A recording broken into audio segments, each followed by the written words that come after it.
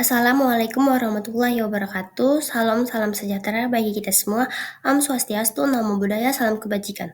Izinkan saya mempresentasikan tugas besar teori saya dengan materi rekursif Fibonacci dan dengan dosen pembimbing yaitu Dr. Andasri Chandra N, Magister Komputer. Pertama-tama izinkan saya untuk memperkenalkan diri saya terlebih dahulu. Nama saya Keira Gania Putri dengan NPM 4525210034. Saya dari program studi Teknik Informatika.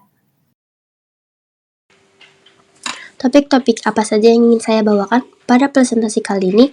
Yang pertama ada apa itu rekursif Fibonacci, yang kedua prinsip kerja Fibonacci, yang ketiga program dan hasil outputnya, dan yang terakhir pseudocode, algoritma, dan flowchartnya. Yang pertama, apa itu rekursif? Rekursif adalah metode pemrograman di mana sebuah fungsi memanggil dirinya sendiri untuk menyelesaikan satu masalah yang besar menjadi masalah-masalah yang lebih kecil. Nah, yang kedua ada prinsip kerja Fibonacci rekursif. Prinsip kerja Fibonacci rekursif adalah menghitung suatu bilangan Fibonacci dengan cara memanggil fungsi itunya sendiri. Untuk mencari nilai Fn, program akan memanggil Fn dikurang 1 dan Fn dikurang 2, kemudian menjumlahkan hasil keduanya.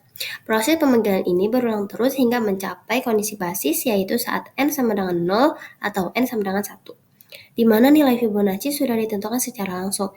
Setelah basis tercapai, hasil perhitungan akan dikembalikan secara bertahap hingga diperoleh nilai Fibonacci yang diinginkan. Dengan demikian, metode rekursif memecah satu masalah besar menjadi masalah-masalah yang lebih kecil sampai dapat diselesaikan. Lalu yang ketiga ada program dan hasil outputnya.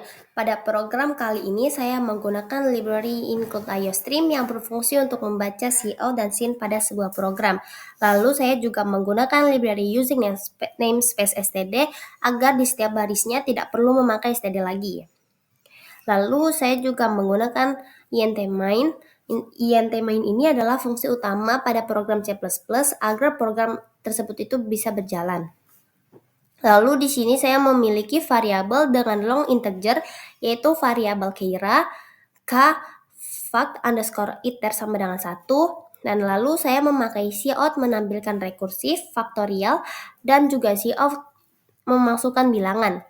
Kenapa saya memakai masukkan bilangan? Karena saya memakai fungsi input, dan lalu saya memakai sin Keira, lalu saya memakai sebuah rekursif, yaitu rekursif for k kurang 1, k kurang sama dengan Keira, k++, lalu ada proses, yaitu fact_iter sama dengan dikali k, lalu saya memprint k dan juga fact_iter.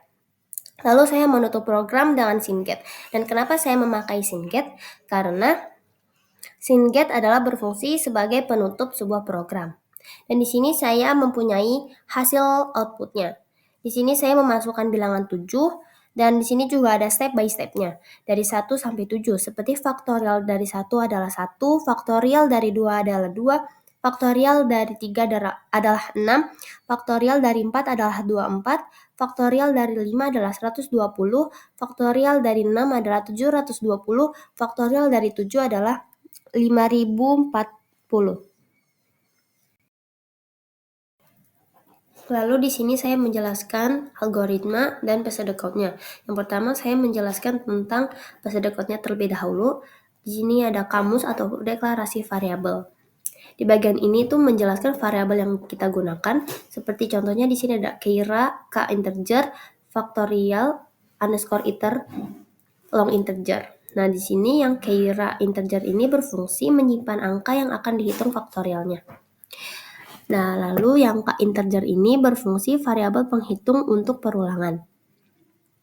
Lalu, kalau fact_iter long integer ini menyimpan hasil faktorial menggunakan long integer karena hasil faktorial bisa besar.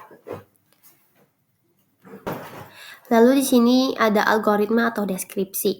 Yang pertama fact_iter yaitu memberi nilai awal hasil faktorial sama dengan 1 karena faktorial selalu dimulai dari perkalian 1.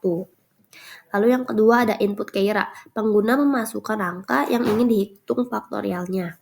Nah, yang ketiga ada for k 1 k sama dengan Keira titik koma K plus plus.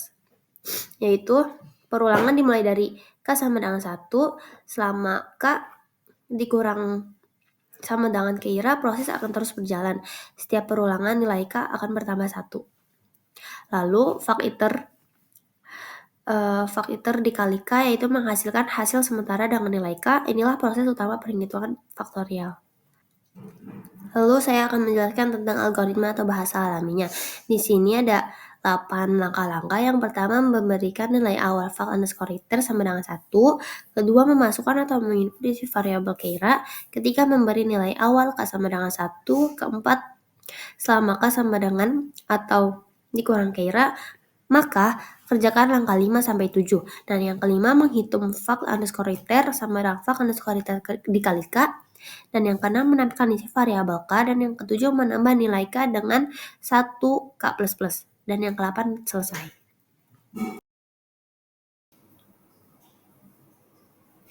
Dan yang terakhir ini ada flowchart.